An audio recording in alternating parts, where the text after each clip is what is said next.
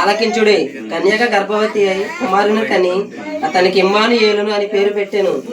కీడును విసర్జించుటకును మేలును కోరుకొనుటకును అతనికి తెలివి వచ్చినప్పుడు అతడు పెరుగు తేనెను తినును. కీడును విసర్జించుటకు మేలును కోరుకొనుటకును ఆ బాలునికి తెలివి రాక మునుపు నిన్ను భయపెట్టు ఆ ఇద్దరు రాజులు దేశము పాడు చేయబడును. ఇద్దరు రాజుల దేశము పాడు చేయబడును. ఎవరైనా ఎప్పుడు ఎస్వి గారు ప్రవచించారు. అంటే ఎస్వి ప్రవచించిన ప్రవచనము ఎప్పుడు నెరవేరింది? కొన్ని వందల సంవత్సరాల తర్వాత నెరవేరింది. చూడు, ఏ రోజు రాజులు ఇద్దరిని పాడు చేస్తానన్నాడు, ఆ దేశాన్ని పాడు చేస్తానన్నాడు దేవుడు.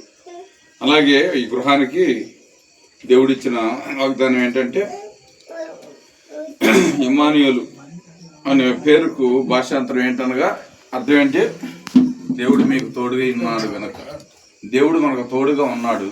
విగ్రహానికి మన సహోదరికి దేవుడు తోడుగా ఉండమంటే తన ఒంటరి జీవితంలో దేవుడు మనకి ఎంతగానో ఆదరణ ఇచ్చి కాపాడుతున్నందుకు దేవునికి మన కృతజ్ఞతలు చెల్లిద్దాం. దయగలిగిన యేసు ప్రభువా, ప్రేమ కలిగిన తండ్రి, అక్కడ మీరు జ్ఞాపకం చేసుకోండి. తనకు మీ ఆదరణ దయచేయండి.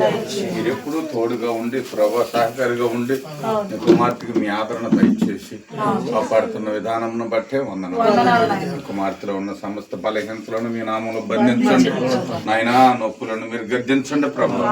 మంచి ఆరోగ్యాన్ని ఇవ్వండి నాయనా. మీరు ఎక్కడో జన్మించారు, యోధా బెత్లెహేములో చెప్పుకున్నాము.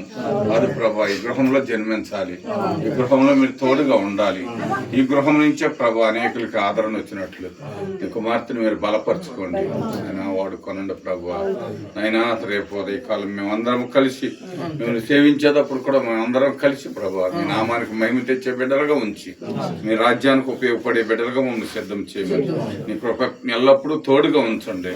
తనకు మీ ఆదరణ దయచేయమని ప్రార్థన పొలం మీరు ఆలకించమని యేసు నామములో అడిగి వేడుచున్నాం తండ్రి.